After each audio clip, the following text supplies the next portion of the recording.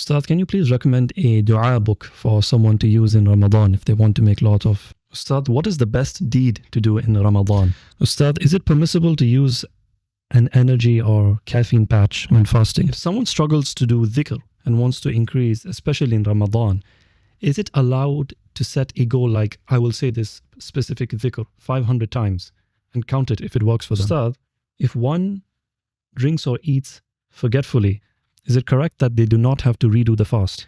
Ustadh, many people are busy working during Ramadan and some people are students and they have to prepare for exams. How can they balance between worship and doing their work and studies? Ustadh, does having a wet dream break a person's fast? Ustadh, from the signs of maturity, which is a condition for fasting to be obligatory, is menstruation in women. If menstruation has not yet begun, but the pubic hair has changed and it has become from soft to coarse, does this mean that maturity has been reached and it becomes obligatory for the woman to fast? Ustadh, do eye drops break the fast? Ustadh, what's better for the woman, to pray qiyam at home or in the masjid? So I'd like to welcome everyone to this special Q&A that is connected to the upcoming month of Ramadan. We ask Allah subhanahu wa ta'ala to make it possible for us to reach Ramadan in good health and iman. Barakallahu feek, Ustadh.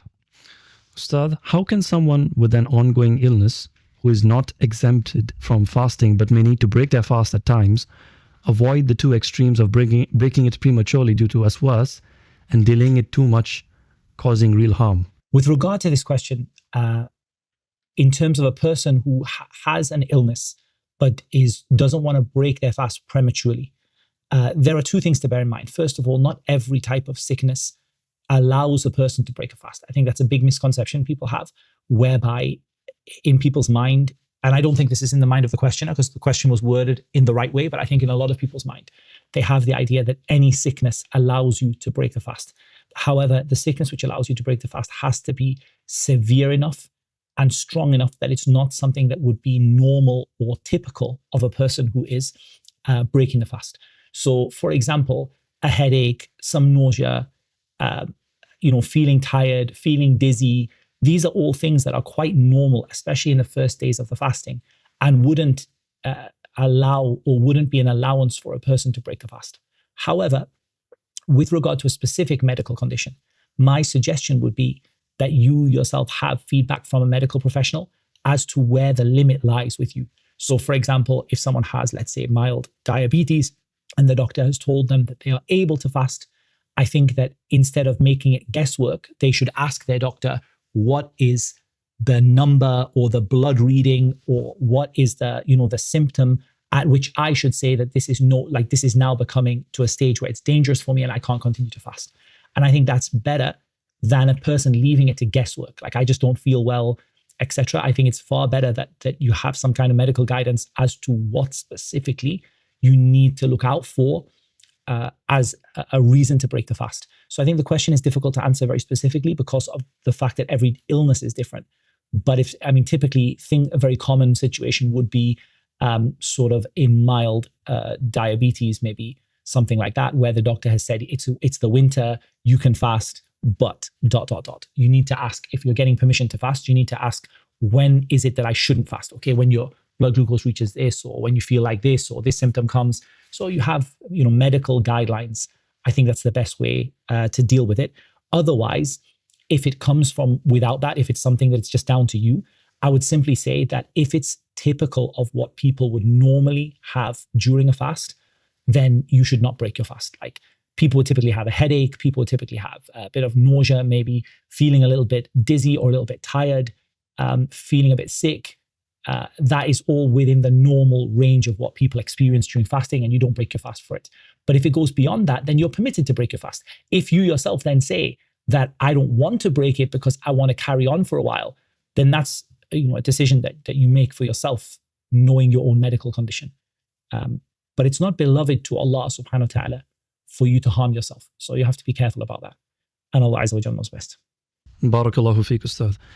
Ustadh, can you please recommend a dua book for someone to use in Ramadan if they want to make a lot of dua? So this is an interesting one. I think what I like is the idea that you try to make the dua the Prophet sallallahu alaihi wasallam made. I think that's an excellent idea. But I'm not sure of a book which contains those kind of general du'as that is easy to recommend people. I think there's a lot of like kind of fabricated stuff that I wouldn't involve myself with. Because obviously, if you look at books like Hisn al-Muslim, Fortress of the Muslim, you see that they're more geared towards the daily adhkar, the things you need every day, like, when you go out of the house, when you come in the house, but not so much dua itself, like a book of du'as the Prophet ﷺ made. But there are some very good websites. There's an old one, which I used to be involved with, but it's still live as far as I know, and it's reliable, which is duas.com.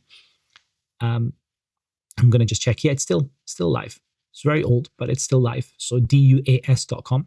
And it's completely reliable, bi'idhnillahi ta'ala. All of the du'as there are authentic.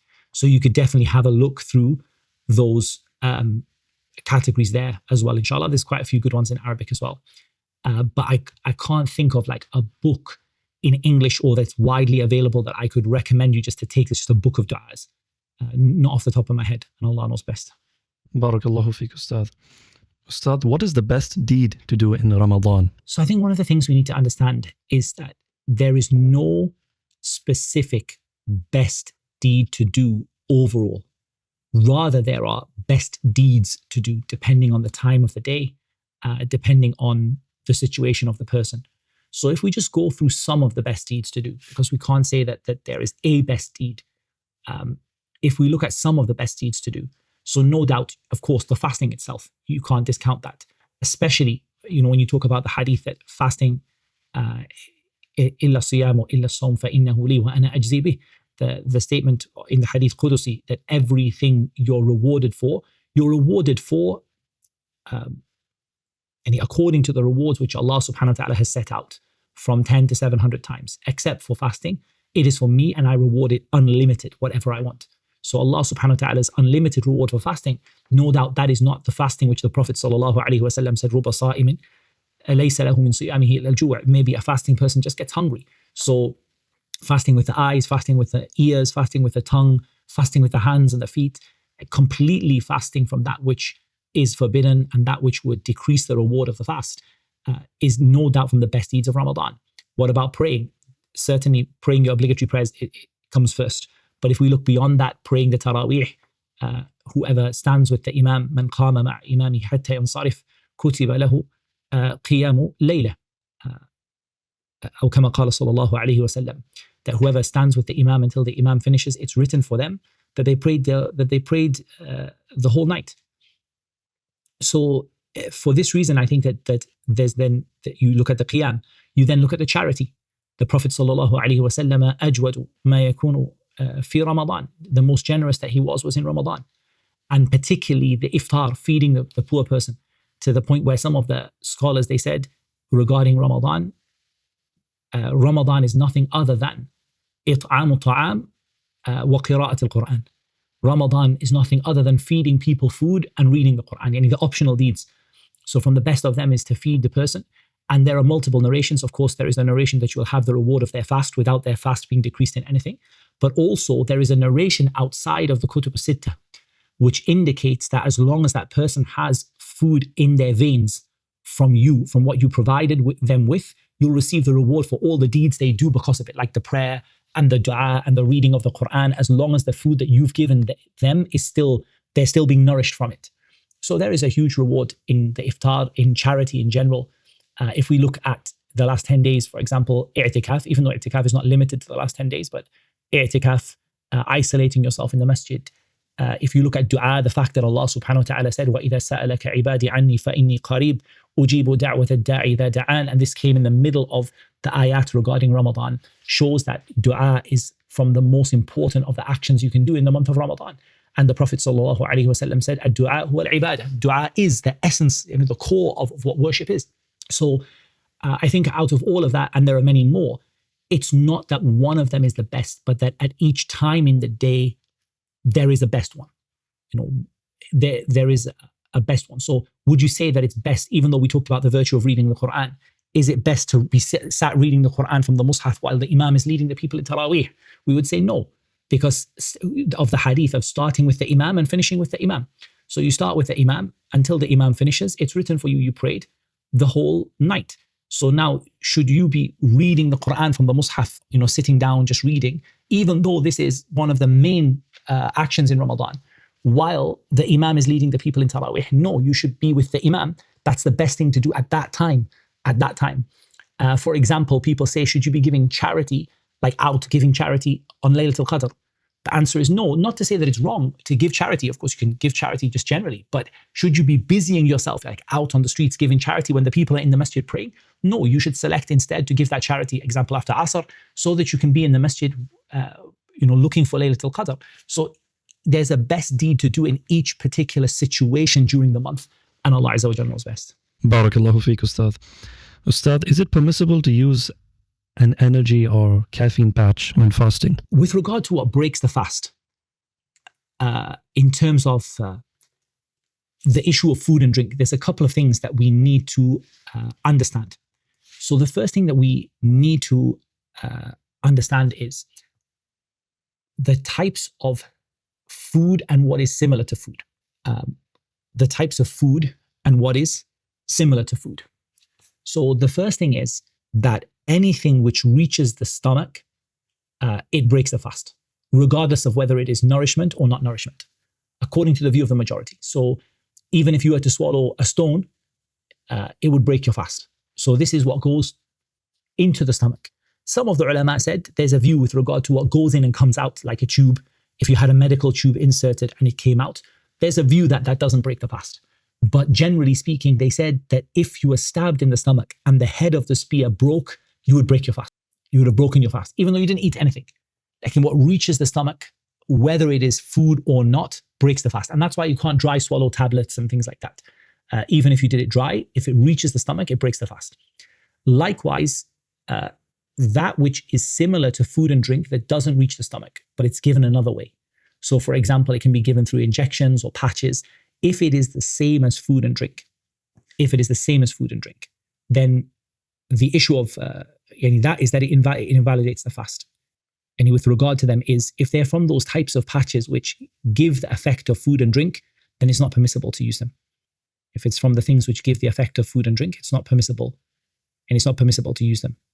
But if it's from the things which don't give the effect of food and drink, like a nicotine patch to help you stop smoking, for example, what goes through the body and the skin and so on, medical patches and so on, they don't, here, the Islamic Fiqh Council said doesn't break the fast. And I would be very careful of putting anything into your veins or whatever it might be that gives the same effect as food and drink. And Allah Azza wa Jalla knows best. If someone struggles to do dhikr and wants to increase, especially in Ramadan, is it allowed to set a goal like, I will say this specific dhikr 500 times and count it if it works for them? I don't think that it's a good idea to put a number on something that the Sharia didn't put a number on. I think that it's better for you to simply say that I will say it a lot. So even if you're saying I want to get 500 times, no problem. But why limit it to exactly 500? Like, why not say I want to get over 500 times? So like 500, 510, 512, like up, down, 490. Like don't put a specific number on it. If you want to do it a lot, like you say, like I really want to say this like a lot, and it didn't come with a specific number in the Sharia, so just make it a goal to say it a lot rather than putting that specific number on there. So you're going to say like, around 500 times, could be 500, 600, 550, 450, 490, whatever it turns up at. But I'm aiming something like that.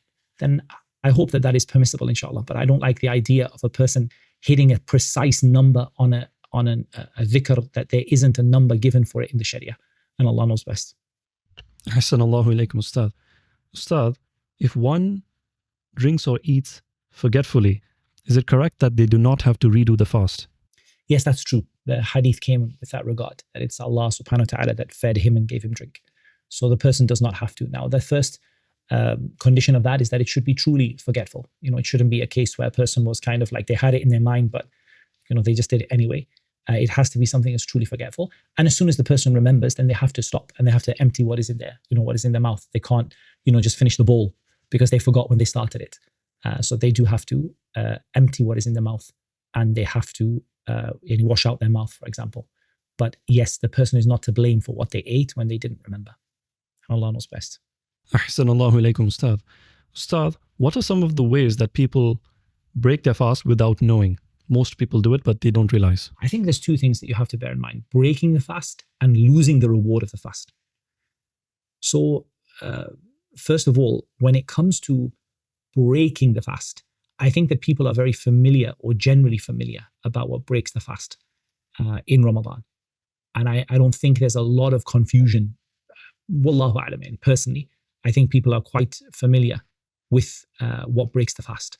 But I do think that where people go wrong is with regard to the things that reduce the reward. Now, there is one thing that some of the scholars hold breaks the fast, and not all of them do.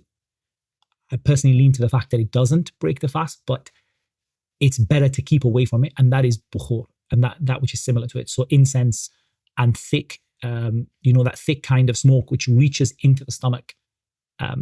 I think that this, it is a lot safer that a person avoids it, even though I don't believe the stronger view is that it doesn't. I think the stronger view is it doesn't break the fast, but the fact that it is a view that it breaks the fast, it should be avoided in Ramadan during the day. The issue of bukhur, incense, and the likes of it. That is the probably the one that I would say maybe people don't know about. And even though I don't know whether it's the strongest view, I think it's probably not the strongest view. But just out of the fact that it is a view is something to bear in mind. Also, like cupping also is another one which people, again, there's a difference of opinion regarding it. But the safer option is to leave it in Ramadan. There's no harm in giving a small amount of blood, but you shouldn't be giving like a large amount of blood or being cupped during Ramadan to be safe, because of the fact that it's a matter of difference of opinion. But it's the fact that there is an opinion there, you shouldn't be putting your fast at risk. With regard to the things that reduce the reward, there are a lot of things. So everything that you're doing that goes against the concept of fasting reduces the reward. So ultimately, when you're fasting, the word fasting itself means al-imsak, holding back. So any time that a person is not holding back with a part of their body, so they're not holding back with their eyes, they're not holding back with their ears, they're not holding back with their tongue, they're not holding back with their hands and their feet, their limbs, then that person ultimately is in danger of losing either all of the reward or some of the reward of the fast. And that's why a person might fast and get nothing but hunger. لَيْسَ لَهُ مِنْ صِيَامِهِ إِلَّا الْجُوعُ. Person might get nothing except hunger from the fast. So I think that's something to consider, which a lot of people don't think about. So a lot of people, for example, lying, backbiting, and so on. If you're not going to leave that, then ultimately you risk the fact that you might not get any reward for your fast at all. And Allah knows best. Barakallahu feek, Ustadh.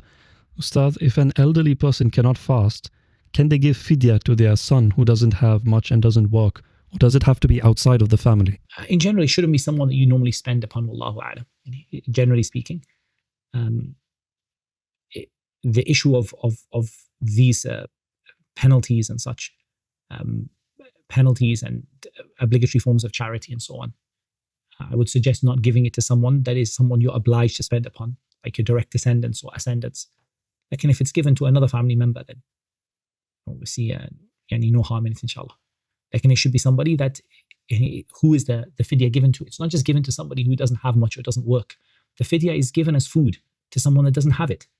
So, like, usually what people are confusing here is they confuse what is to be given as money and what is to be given as food. So a lot of people give zakah as, for example, food or clothing, when zakah has to be given in money.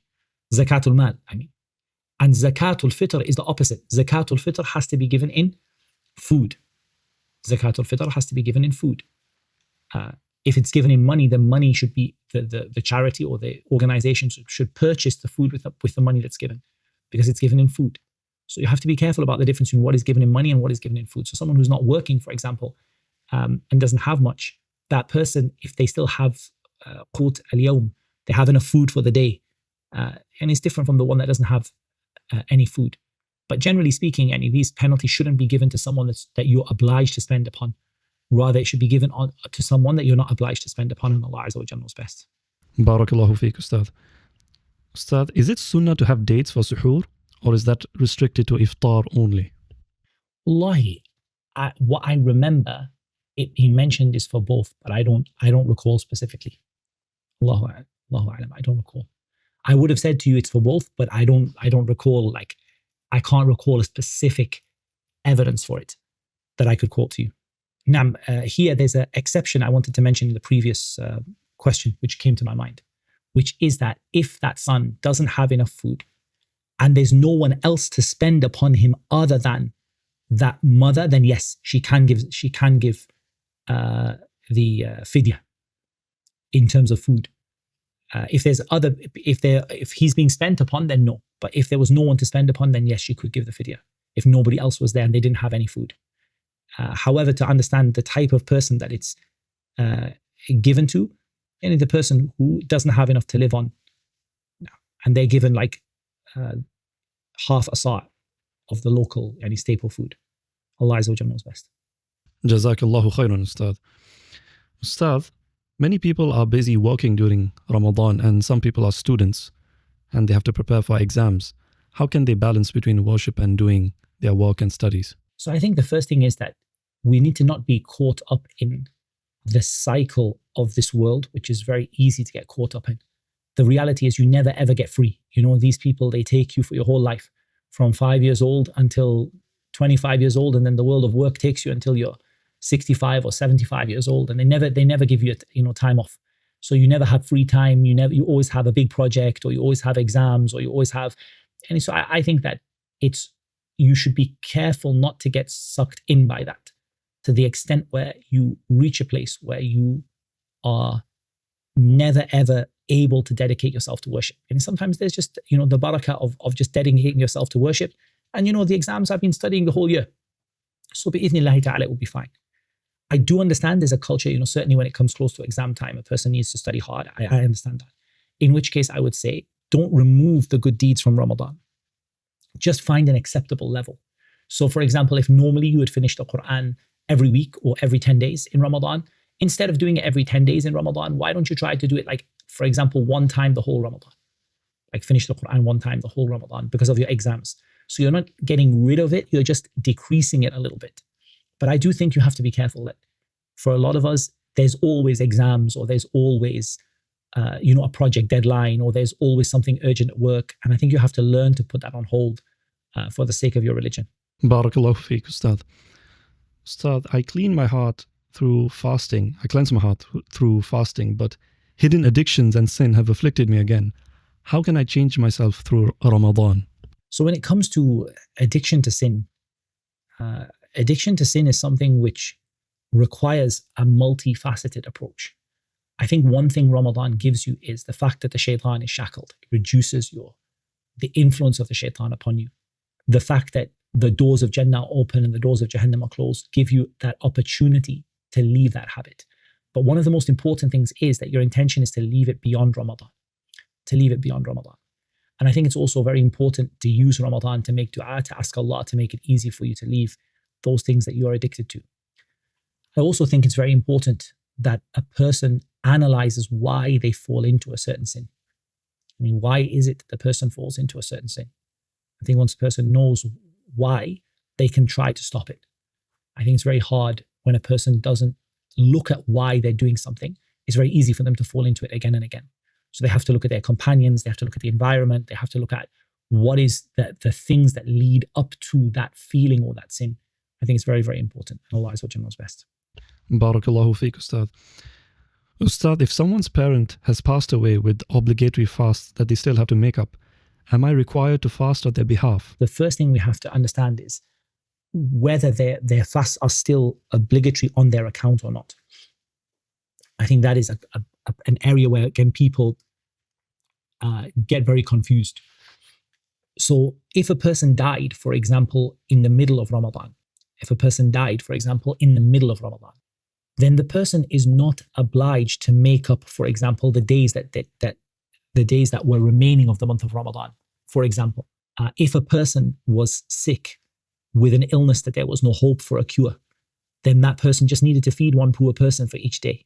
If a person became sick and they died during that sickness, they don't have to make up any of the fasts for the days that they were sick, because the time for making them didn't come.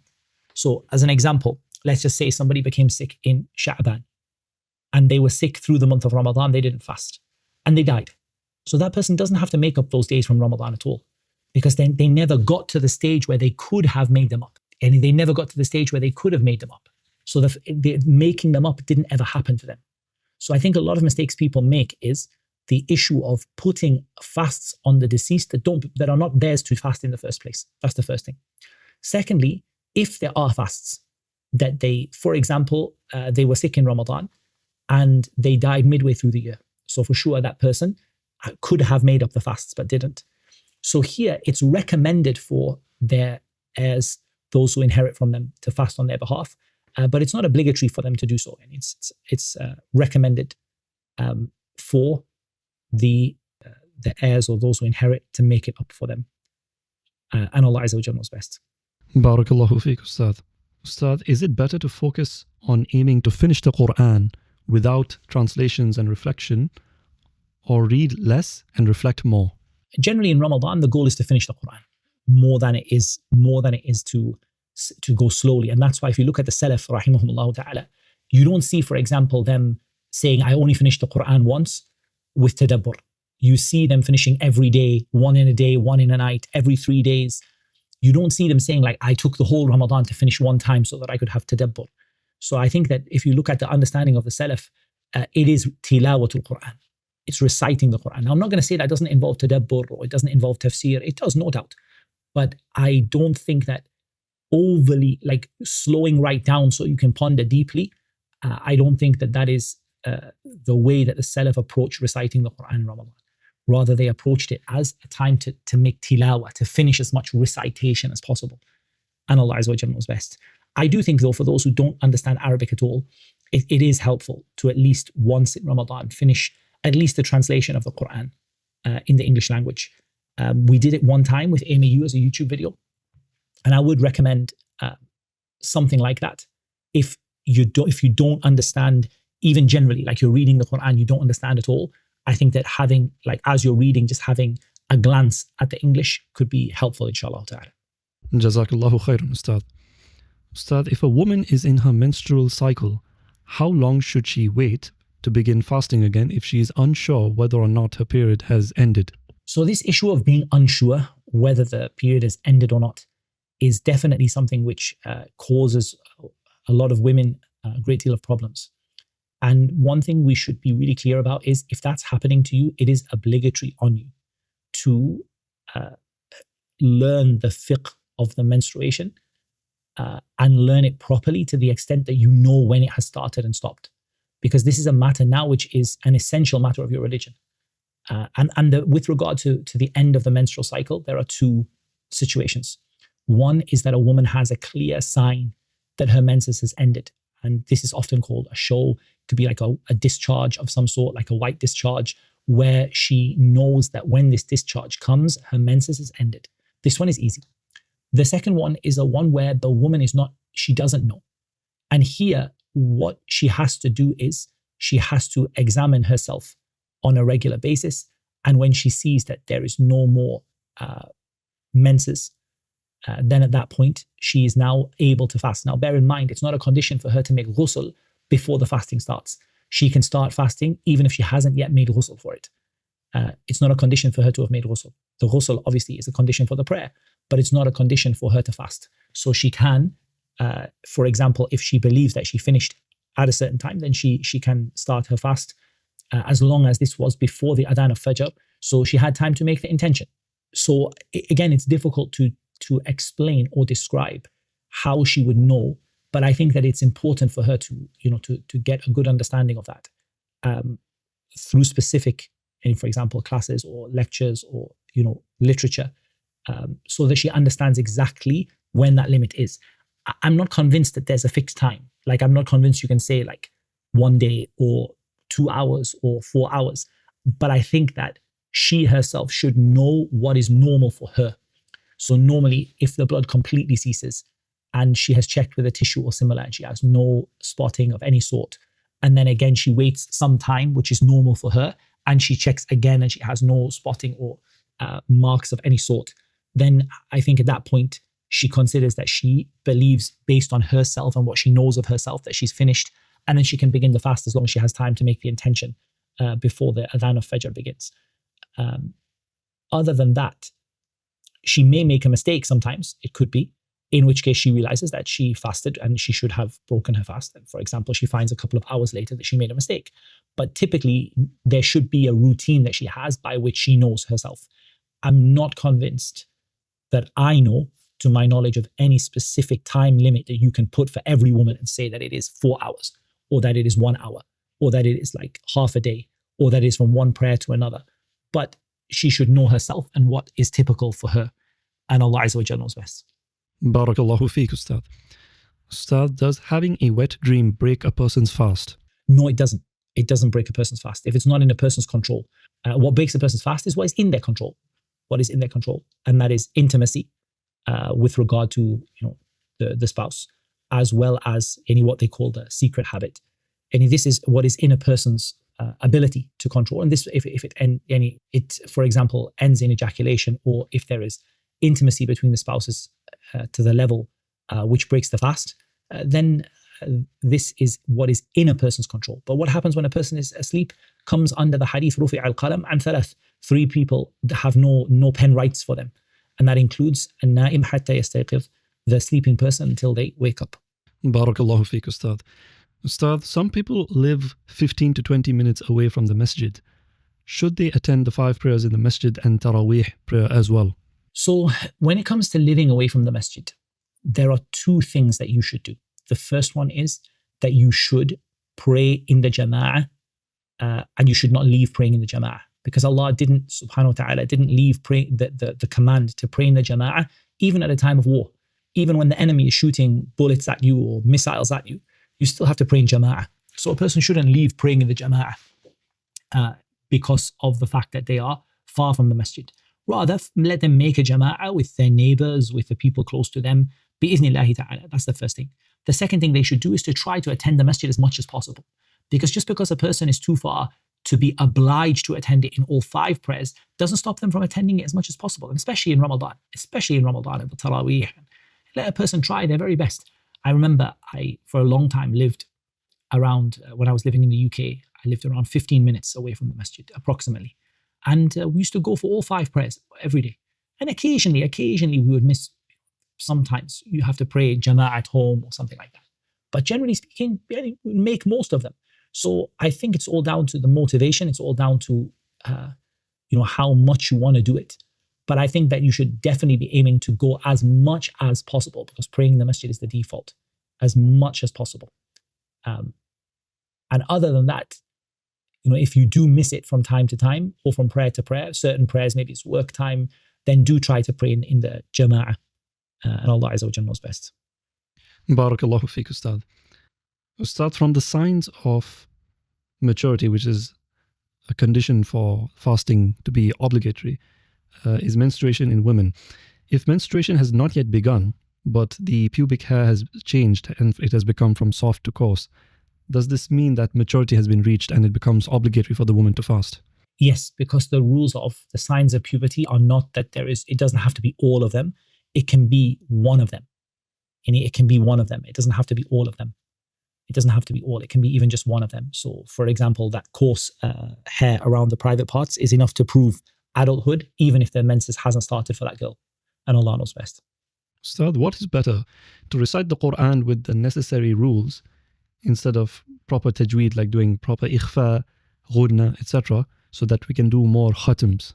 Is this better? Quran should be read haqqa tilawati, as it deserves to be read. And even though no doubt the tafsir of the ayah, haqqa tilawati, is to act upon it. But in general, the wording encompasses reading the Quran properly.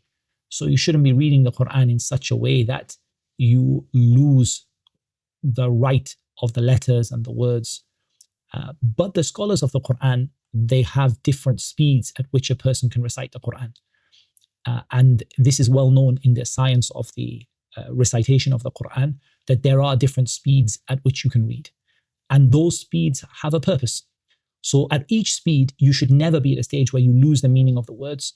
And you should never be at a stage where the words become mixed up, or they become blurred, or they become incoherent. But it is permissible to drop certain rules or to lighten certain rules of the tajweed in order to be able to read more. Now, the question is this better or not?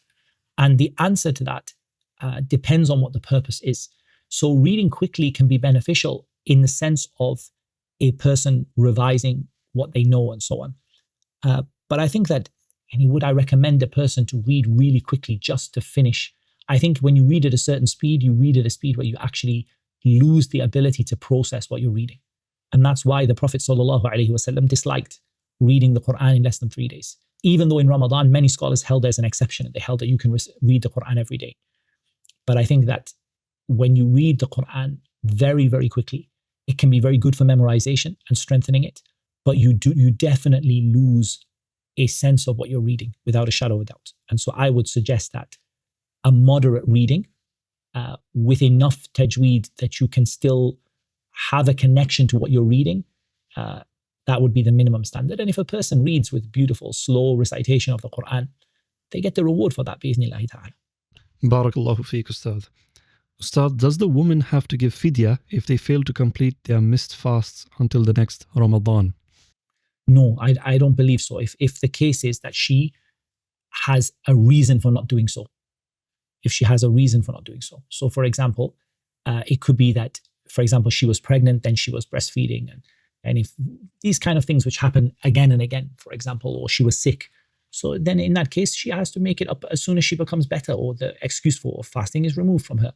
But no doubt for her to finish them within the year, that is what should be done where possible. And Allah Azza wa Jalla knows best. Barakallahu feek, Ustadh. Should we seek knowledge in the month of Ramadan? Okay.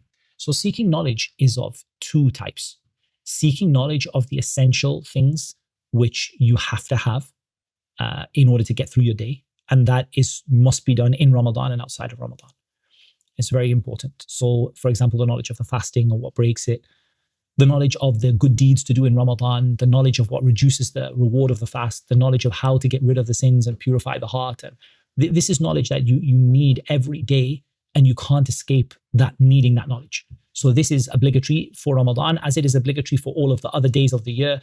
Whatever you need, obviously in Ramadan that includes fasting, but whatever it is that you need to be able to successfully navigate the things that are happening to you on that day, that knowledge is an obligation immediately at any time. The second type of knowledge is the type of knowledge which is voluntary and which is additional to that necessary daily knowledge. In this case, it would be better if a person is able to pause that program for the month of Ramadan to focus on the recitation of the Quran and understanding it. And if a person adapts it to, for example, because they don't want to lose the habit, so they switch it to like not just reciting the Quran, but also a bit of tafsir and tadabbur and what have you, then there's no harm in that, inshallah. But I would suggest that it would be better for a person to leave or to pause the additional forms of seeking knowledge in order to increase in the recitation of the Quran and the prayer and the other things that we've been told to do in the month of Ramadan, and Allah knows best. Jazakallahu khairan, Ustadh. Ustadh, do eye drops break the fast? There's a difference of opinion regarding it. Like in the view that seems to be the more correct view is that it doesn't break the fast, but a person must be careful. What a person must try not to do is try not to let it go into the throat.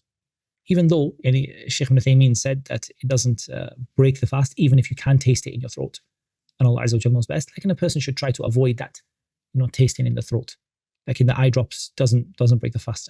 Allah Azza wa Jalla knows best. Again, if you can avoid it, if you don't need it, then don't take it. But if you do need it, then it doesn't break the fast, inshallah ta'ala. Likewise, eardrops are the same. Allah knows best. Barakallahu feek, Ustadh.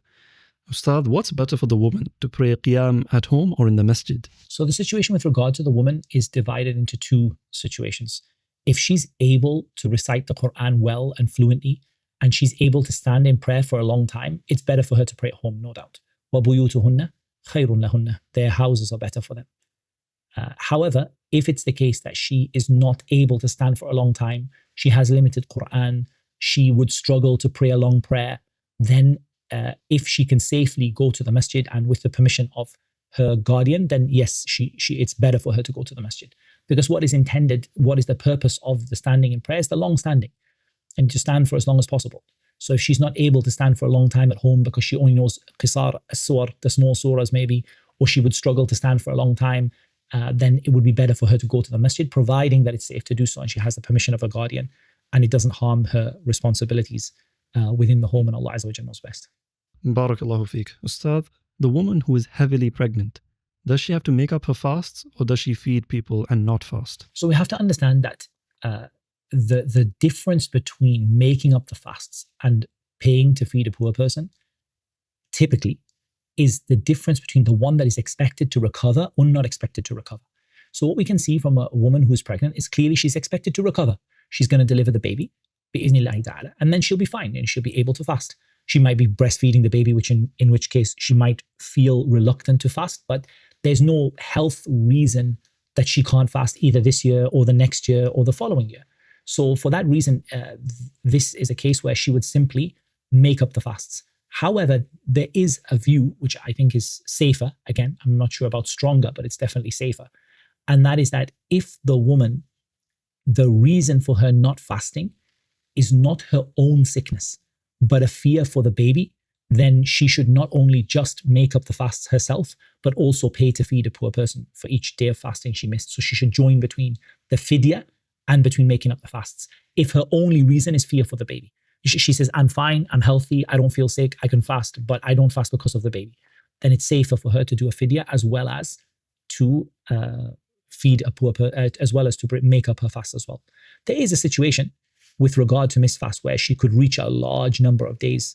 And if, for example, there are some situation where, some women, for example, are in a constant state of pregnancy and breastfeeding and they feel that they cannot fast during that time, and it reaches to the extent where she has 10 years of fasting to make up, then here definitely, there are from the people of knowledge those who say that she just has to pay to feed a poor person because it became more than she's able to do.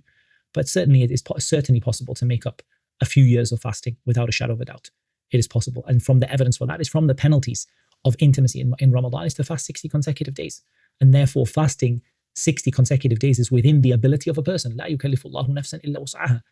So for this reason, and it is possible for a person to fast a whole month or 2 months of making up fasts from previous years. But it could reach a level, and it's certainly possible to reach a level where, she says like 10 years of fasting. Yeah, it's possible to reach a level where she would not be able to make it up. But typically, she's expected to be able to make it up, and Allah Azza wa Jalla knows best. Barakallahu feek, Ustadh. Feekum barakallah. Ustadh, does vomiting invalidate the fast? If it's deliberate, yes, it invalidates the fast. If it's not deliberate, then it doesn't invalidate the fast, and Allah Azza wa Jalla knows best. Barakallahu feek. Ustadh, does donating blood for emergency break the fast? So this is a matter which the scholars differed about. The safer, version is that it shouldn't be done during Ramadan to be safe. And there's a difference of opinion about whether that would break the fast or not. But again, emergency, typically it's not the case that usually your blood is needed as an emergency in that moment. I don't see many examples like that. Usually the hospital has a bank of blood ready, which people have given. So I don't see there to be a need for you to donate blood in the daytime in Ramadan. You could do it in the nighttime. But if someone says an emergency happened to the point where the doctor said you need to donate blood right now, هذا بعيد يعني. That's very unusual and very unlikely to happen, because typically the hospital has a large supply of blood that they have ready for a person. So I don't really see a situation where someone is told by the hospital, you need to donate blood now.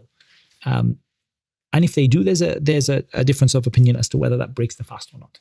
And Allah Azza wa Jalla knows best. Jazakallahu khairan, Ustadh. Ustadh, can we take one more question? Yes, absolutely, inshallah. Barakallahu feek, Ustadh. Ustadh, if a woman's menstruation starts during the fast, does she eat and drink straight away, or does she have to wait until Maghrib? So we need to understand that menstruation immediately breaks the fast. Even if it is 1 second before the adhan of Maghrib, it breaks the fast. So when it breaks the fast completely. So she's not allowed to continue her fast at all. However, it may be that she can eat and maybe she doesn't have something available. She can, for example, she might be driving in the car. She doesn't have an option to be able, she doesn't have water to break her fast with, but she needs to understand from the moment the menses started, her fast is broken. And then it's for her to eat or drink something as soon as that becomes available to her. And Allah Azza wa Jalla knows best. Naam, Ustadh, we will end here, inshallah. Jazakum Allahu khairan.